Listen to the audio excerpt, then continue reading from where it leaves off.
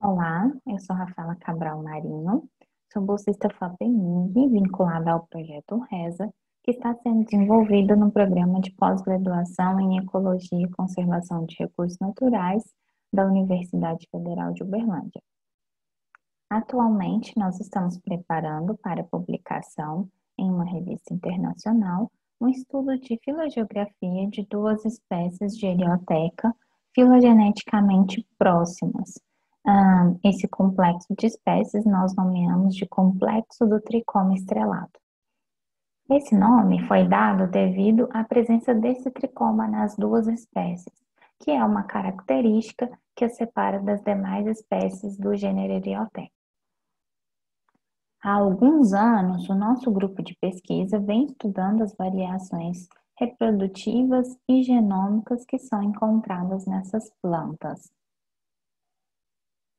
E nós conseguimos descrever um padrão reprodutivo e genômico misto em Erioteca pubescens, que possui populações que se reproduzem sexuadamente, com populações monoembriônicas tetraploides e outras populações que se reproduzem assexuadamente por apomixia esporofítica e que produzem sementes poliembriônicas, que são aquelas que possuem mais de um embrião por semente e têm um nível de ploidia maior, e, portanto, são populações hexaploides.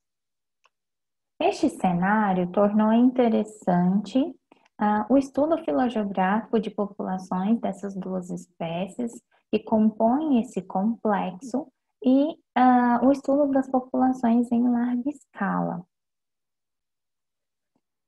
Nesse estudo, nós gostaríamos de responder a 3 perguntas.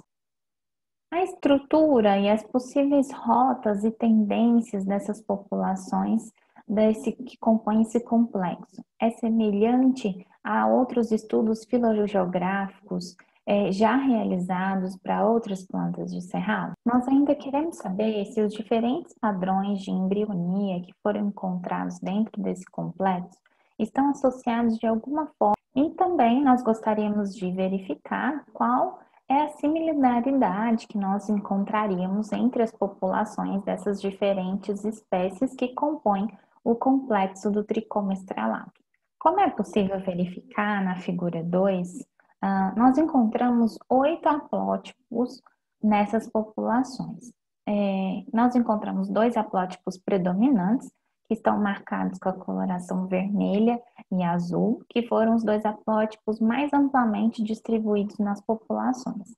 E ainda encontramos haplótipos únicos, que estão presentes predominantemente em populações poliembriônicas e hexaploides, e que estão presentes na periferia da distribuição das populações que nós coletamos.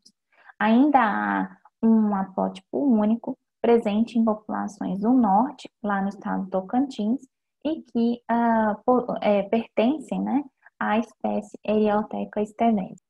Nós conseguimos encontrar também que a distribuição desses haplótipos e principalmente da maior diversidade haplotípica que nós encontramos nessas populações é muito semelhante ao que já foi descrito para outras espécies de cerrado, com uma separação predominantemente norte-sul e leste-oeste. Nós também conseguimos verificar que as duas espécies elas compartilham um haplótipo em comum, o que pode nos ajudar a explicar e corroborar a nossa ideia inicial de que as populações restritas ao Tocantins, que estão no norte dessa distribuição geográfica, que são diploides, que são sexuadas, elas podem ter originado todas essas outras populações de Erioteca pubescens. A presença de apomixia e de poliembrionia associada à poliploidia, que está presente na maior parte das populações encontradas nesse complexo, ela favoreceu, de alguma forma, a distribuição mais ampla da espécie Erioteca pubescens em relação à espécie Erioteca stevesi.